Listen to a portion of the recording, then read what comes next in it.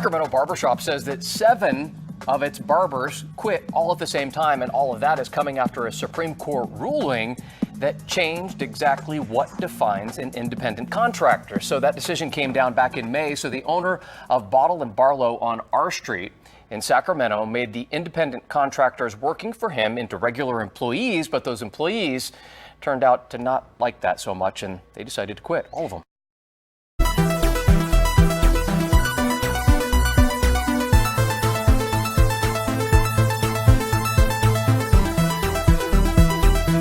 Hey everyone, welcome to Thought Crime, Keto and Crime, and Keto Comic, as well as my new home on library.tv.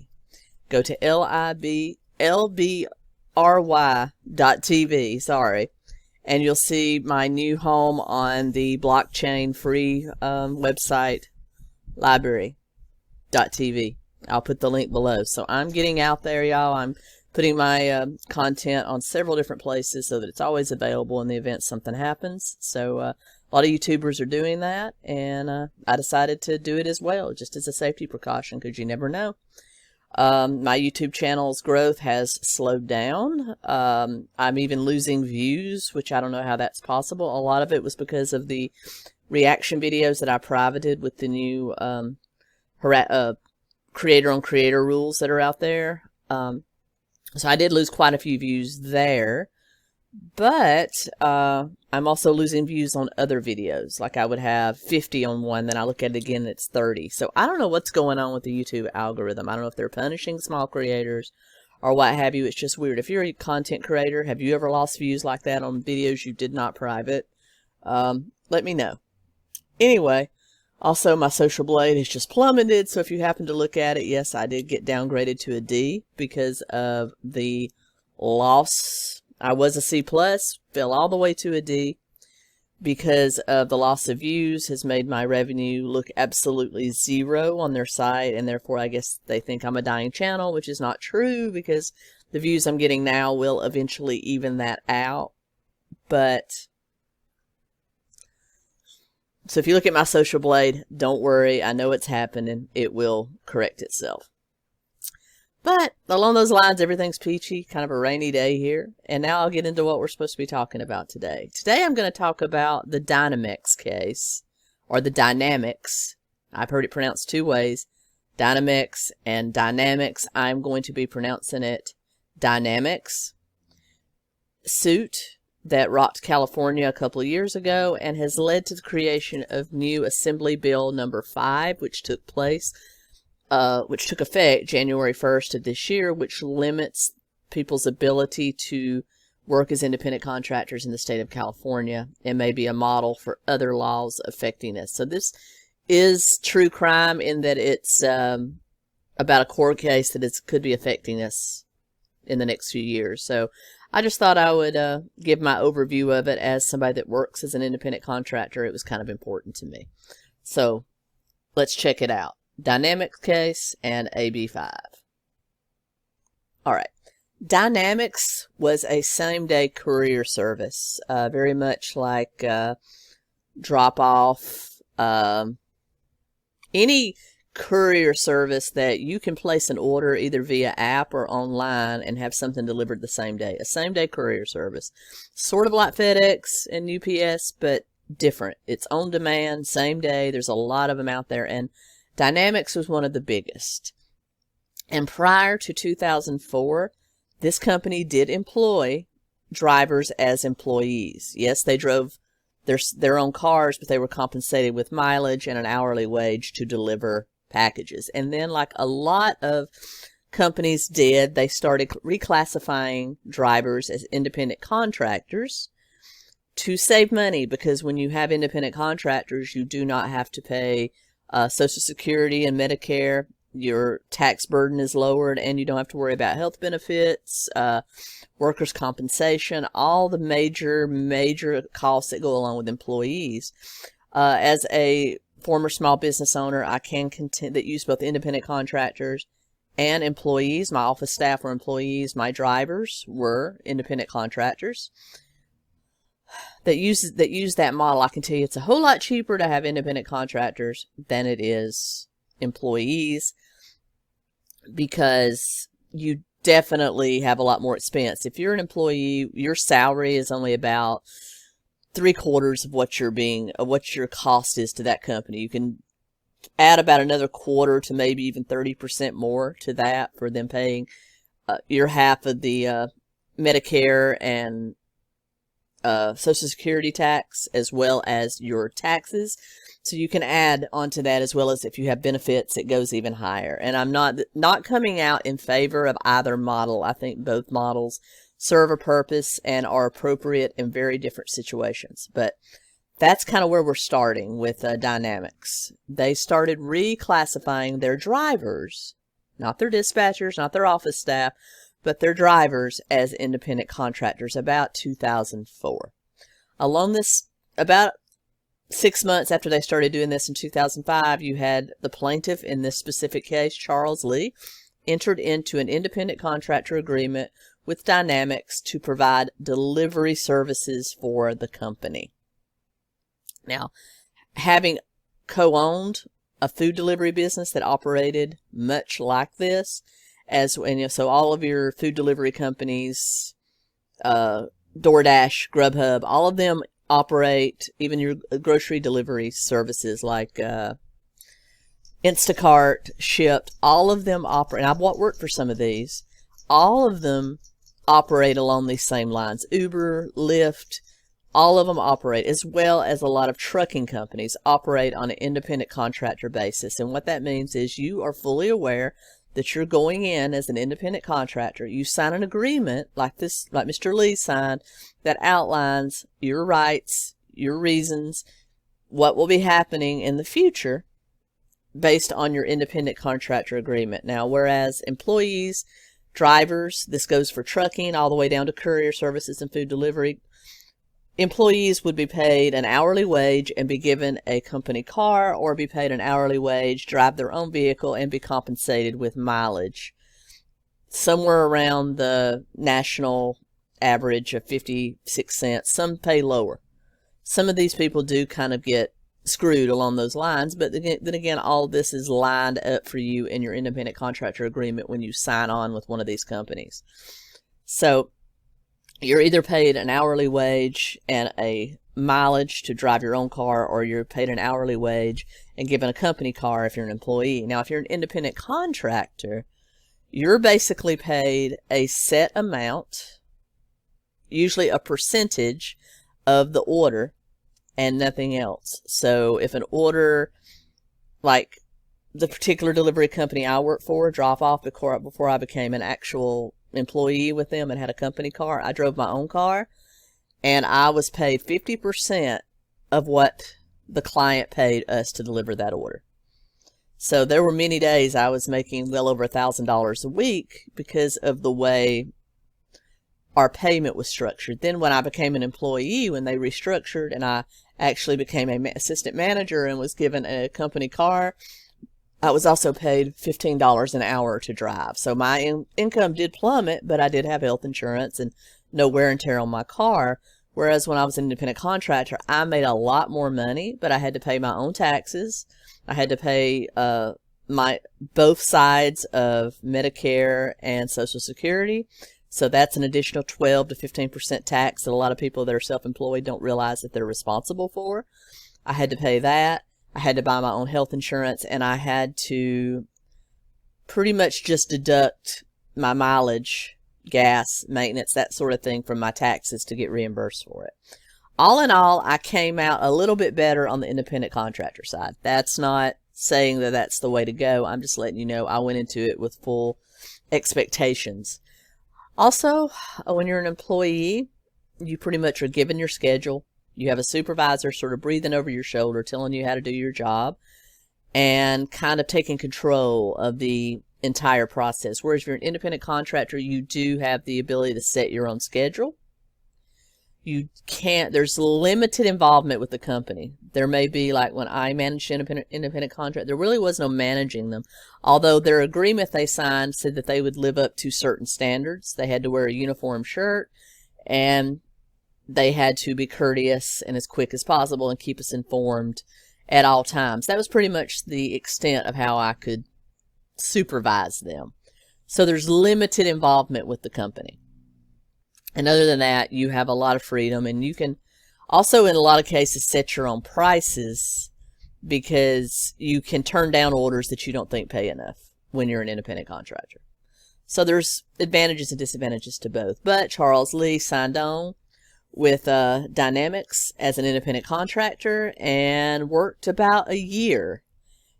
After he resigned, he did file suit with the Superior Court of Los Angeles County in California, and we had a suit come out of it, culminating in Dynamex Operations West versus the Superior Court of Los Angeles, California.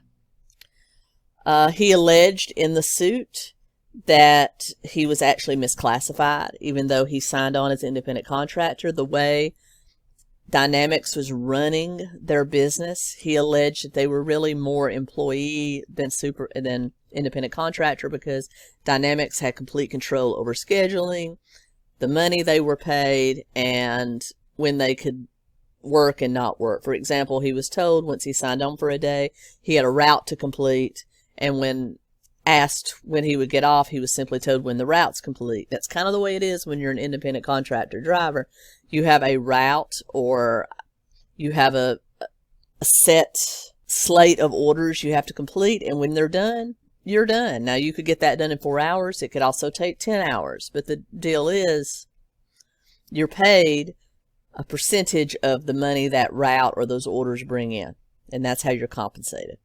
So he was saying that the way that they operated, they were basically working them 12, 14 hours a day without giving them overtime pay. Well, if you're an independent contractor, there really is no overtime pay because there is no hourly wage. You're paid a percentage of the money your orders or your route brings in. But he was saying that they actually treated them like employees while classifying them as independent contractors. And that's where this case went. It took about 2 years about 10 years for this case to actually settle, and it did settle around 2016, 2017, and led to the creation of AB5 in 2018 and 19. Now, basically the takeaways of this particular case were that prior to this case, California and a lot of other states had classified independent contractors by a 10 to 12 point test laid out by the IRS. Basically how the Internal Revenue Service classifies independent contractors versus employees. It was kind of 10 to 12 points that were heavily favored to the company. Basically, it did have rules around the employee can set their own schedule. They can negotiate their own prices, and there was a whole lot of little nuances in there that made it a whole lot easier to classify independent contractors versus employees. But this case laid out a simple ABC three-prong test that kind of flips it, where it's a lot easier for an employee to prove they're an employee, not an independent contractor. And instead of the old way, which put the burden on the person, the employee or the contractor, to prove they were misclassified by going through every single nuance in the IRS set point, this kind of makes the company prove that they're classifying their employees or their workers appropriately. And it's simply three-prong test. Basically, that a worker is absolutely free from the supervision of the company, that they work independently. The company has limited ability to supervise or kind of rule them as far as the quality of the work. This would be like something like a painter. You know, if you're hired to paint a room, okay, well, if I hire somebody to paint a room, I can only tell them what color, and that's pretty much it. I have no control over that except to say, hey, that color looks good, or that color is not what I wanted. That's pretty much the extent of my supervision over them. Other than that, I have no say over how they do their job or what have you. So they were saying that a worker has to be absolutely free of supervision, except for perhaps the company maintaining quality and standards, no matter what was outlined in the contractor agreement. The second one is that the worker usually performs business outside of the company's normal scam of business. So basically, you couldn't be hired as under this test as an independent contractor to do what a company normally does. So if you're working for a trucking company, you can't be hired as an independent contractor to do trucking or transportation for this company. If you work for a customer service-based business, you can't be hired as a customer service rep as an independent contractor. You would have to be hired to do something outside their normal scope of business, such as painting, electrical work. You get the gist. Something that falls outside that company's normal scope of business, which was not the case under the IRS test. And C, the worker is customarily engaged in an established trade or occupation of the same nature as the work they're performing. Basically, that employee has to show proof or has to be a person that does that for a living, an accountant that normally does accounting work, a bookkeeper that normally does bookkeeping work, a painter that paints. So they have to have a history or it has to be shown they have a history of performing their job function for themselves and for a variety of clients. Very simple test, but also makes it hard for certain types of businesses to employ independent contractors based on. So, Dynamex case was settled 2016, 2017, early 2018. And you had this new precedent set forward in the state of California. At the time, this only affected Dynamex. They had to completely restructure and again start paying their people as employees, not as independent contractors. And you had mixed feelings. You had a lot of people that were happy that they were now employees and had benefits. And then you had people that made way more money, like I did as a contractor, upset because now they've lost their income stream they've become dependent on, and now their pay has been reduced. So there's always people that want to work as independent contractors, and there's people that would rather be employees. I'm more of a mindset, I'd rather be an independent contractor. I enjoy the freedom. It enables me the freedom to do this stuff for you in addition to doing my job. So, But California took this as a precedent, and Lorna Gonzalez, an assemblywoman from the San Diego area, proposed Assembly Bill number 5, which used this 3-prong test established by Dynamex case as the new standard in all of California. And that law was officially signed into law 9/18/2019 by Governor Gavin Newsom and was expected to take place January 1st of 2020. Basically, the law says that now in California, you pretty much have to hire people as employees, not contractors, to do anything within the scope of your business. And it was first put in place to keep bad players like Dynamex, who did do some sketchy things. Also, the ride-sharing companies like Uber, Lyft, Juno, any of those ride-sharing companies, and even some of the delivery companies like Grubhub, DoorDash, Postmates, that had been known to kind of abuse their independent contractors. Yes, their independent contractors could set their own schedule.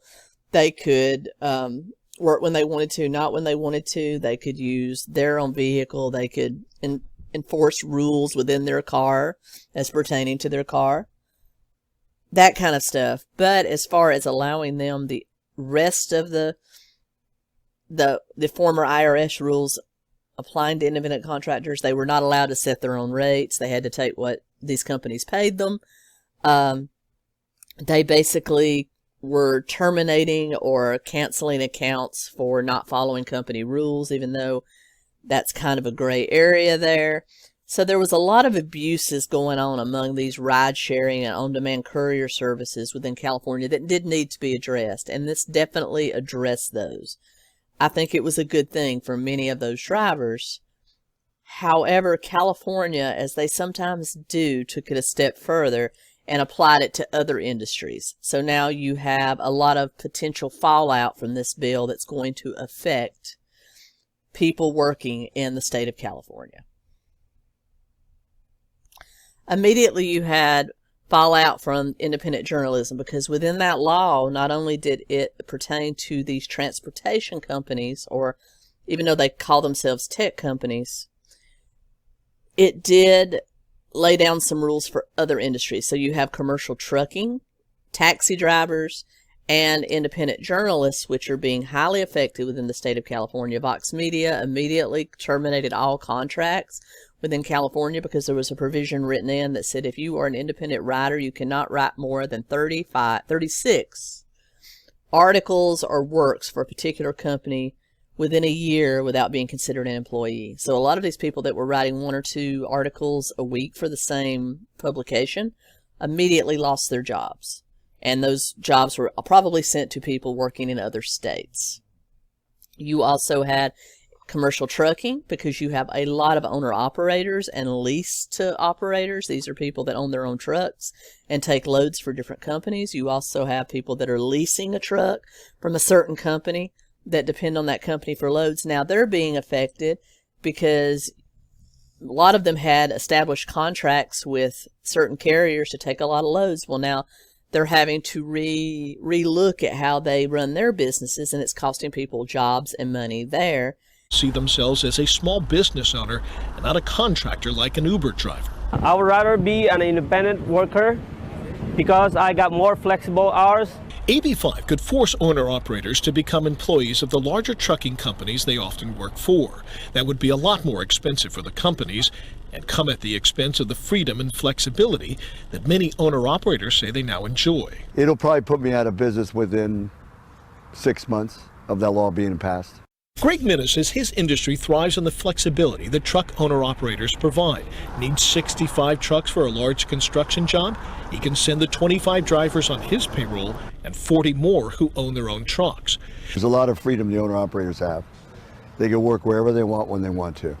The bill's author says it's meant to curb abuses in the so-called gig economy, providing steady wages, benefits, and other protections for people working for companies like Uber and Lyft. We as the state are acting as kind of the backdrop for these workers when they don't make enough money. They have to rely on food stamps or CalWorks. They have to rely on subsidized housing. But many truck owner-operators say it's a one-size-fits-all solution to a problem they simply don't have. And then you have people like cosmetologists, hairdressers, anestheticians, people like that that are no longer allowed to rent a booth in another person's salon and earn their money that way because of this rule. They now have to be hired as employees, which results in a huge loss of income for them, even though these were actual independent contractors that were their own business. So the law wasn't very well thought out, in my opinion, and it's affecting a lot of industries it shouldn't. Instead of regulating these abusers of the gig economy, they're punishing industries that have long sustained themselves as places where people could run their own business within another industry.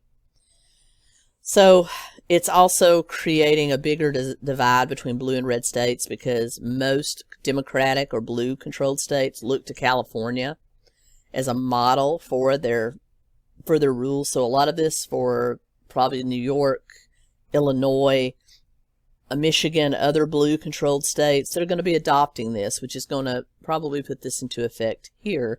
Whereas red states, most of them by and large have opted to keep the 12-point rule established by the IRS. So there's going to be a divide there. It's definitely going to make finding those second jobs, and we live in a world where you usually have to have a second or even third job to make ends meet. A lot of people are employees full-time at one place, and then they might have one of these gigs on the side to make extra money. Well, it's going to affect their ability to do that, because if they're depending on being able to set their own schedule, that's going away if they become an employee, and they're going to have to work a set schedule, which might prevent some of them from being able to work at all. There has been a similar law on the books in Massachusetts since 2004 that has not proven to be very effective. Why? Because all of these laws hinge on people actually suing these companies for being misclassified. The states do not have the money or the time to go around and audit every single company to see if they're following these rules, so they depend on people bringing lawsuits. Well, lots of people don't do that, so these laws can be very ineffective. What they're kind of depending on is these companies to start policing themselves. Like you've got all of these companies kind of reorganizing to meet these rules, and then you have some that are basically cutting off working with people in California. So they're going to depend on a lot of these companies self-policing, but then there are some companies that won't and will get away with it because no one brings suit. There's also a federal arbitration rule that has been on the books since 1926, I believe, that basically throws disputes between employees and independent contractors into arbitration rather than the federal system, rather than the court system. And that's another reason why the Massachusetts law has been ineffective too. And also, just these rules are very tough to define, because I have 2 or 3 clients right now that I do different work for. I do bookkeeping, I do project management, and I do virtual assisting work. So I have a variety of different clients that I work for.